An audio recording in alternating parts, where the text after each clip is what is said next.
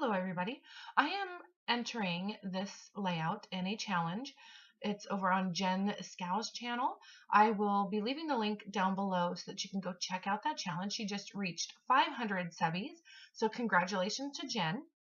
For the challenge that I'm doing now, you need to use some of your punches. So I pulled out some punches that I've had for a long time that I've never used, and I believe they're the Memory Keepers square. Just it comes with like a double punch. You'll see me use it here in a little bit. And I have the 3/4, 1 inch up to, I believe it's 1.5 inch square punches. And also just, it's kind of I think it's called a ribbon border piece by EK Success. And it just has some little tiny squares punched out of it. You'll see me use that as well.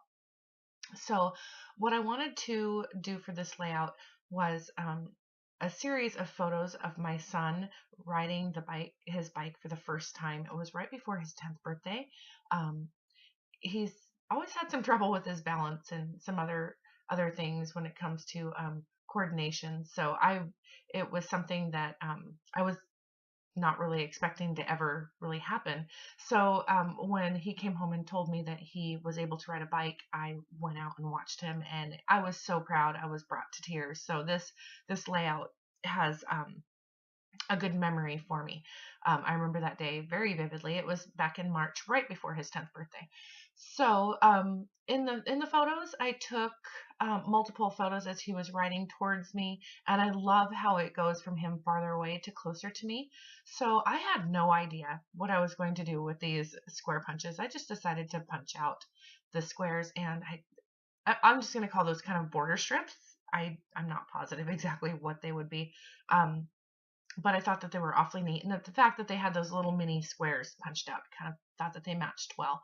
So the only thing that I did know is that I wanted to use this rainbow chevron paper that I have upside down right now. I knew that I wanted to use that to kind of show the movement of what was going on in the photos. And other than that, I'm just going to kind of play around with the squares. Originally, I was kind of thinking maybe I would cut them in half and kind of make triangles, because I really liked what Jen did in her process video with all of the triangles. You'll have to go over and watch it. She was doing a bunch of different techniques and kind of the way that she was making the flow of the triangles. Kind of, I don't, it's hard to explain. Anyways, so here I am just kind of throwing the squares around on the page and trying to figure out what exactly I want to do. I remember thinking that I was going to outline each individual square, and then I decided not to do that because I didn't want the little ribbon pieces to kind of look out of place, and there was no way I'd be able to outline those. It's a very small strip of paper. So then I came up with this idea of kind of cutting them and putting them kind of behind the squares, almost like little mini embellishment pieces. And I really liked the way that they looked layered. Now, the layout does not turn out like this. It does take quite a turn when I decide to embellish. Although those pieces are going to end up staying where they are, it takes on a different look. So I decided to make those photos black and white because when my son came home to show me that he could ride his bike, the only bike that we had available for him to hop on and ride, because his friend had actually taught him and his friend was at home, was my older daughter's bike, and it's hot pink. And so I did not want my son's photos of him on a bike for the first time to be hot pink. Yeah, that would not have worked. I don't think he would have appreciated the photos as much when he got older. So the only other thing that I really had trouble with this layout was trying to figure out what kind of a background I wanted to use.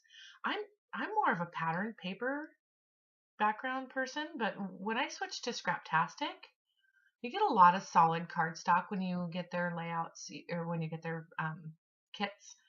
You get 2 of each color and 3 different colors. So you end up with 3 solids. So I really kind of taught myself to use Oh, I didn't even let you know that. This is a Scraptastic kit that I am using.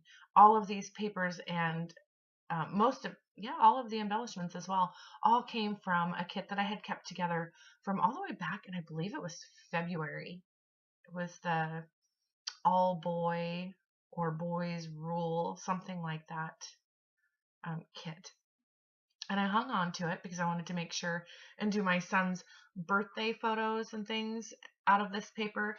And his birthday was back in March. So I just had some leftovers. And I do have quite a few kits that are still put together that have quite a bit left in them that I don't want to separate. So I pulled out these little chipboard frames and I backed them with some paper. I ended up only using 2 of the frames and then 2 of the centers. I'm going to end up moving these around quite a bit. What I'm doing is making sure that all of the embellishments that I'm adding are touching a paper somewhere on the layout. So where you can see the papers and the embellishments, everything's touching in one way or another.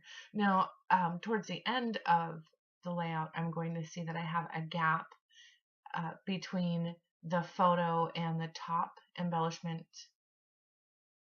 kind of, I don't know what you would call that. Yeah, see here I'm trying to fill that gap. I'm trying to connect the embellishments with the photo. And that's when I decided to go ahead and move that.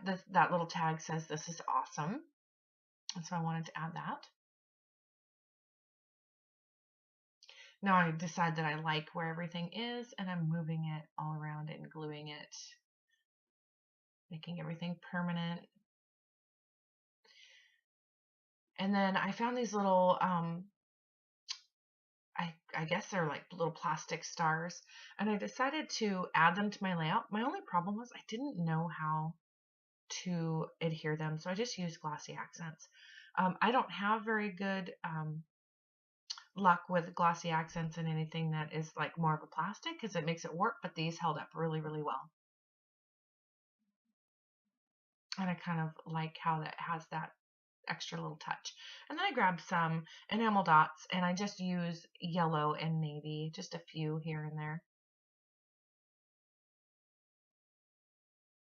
I really like that using that square punch kind of brought in more elements that were square, and then I kind of used a lot of sharp edges. Now here I wanted to add my title,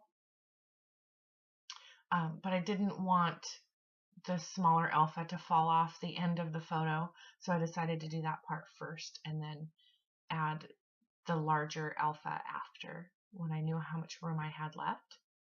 And so here I am spelling out be amazing. I knew that I wanted my title to be go, but then I decided to add the go be amazing. And the go part was, really representing the fact that he is riding his bike. So his birthday was a week after this photo was taken, and I could not wait. I had to go get him a bike right away. So he got a bike the next day. All right, well, that is going to be it. As soon as I'm done with the title, there is nothing left for me to do. So thanks all for watching, and go check out Jen's challenge. Bye.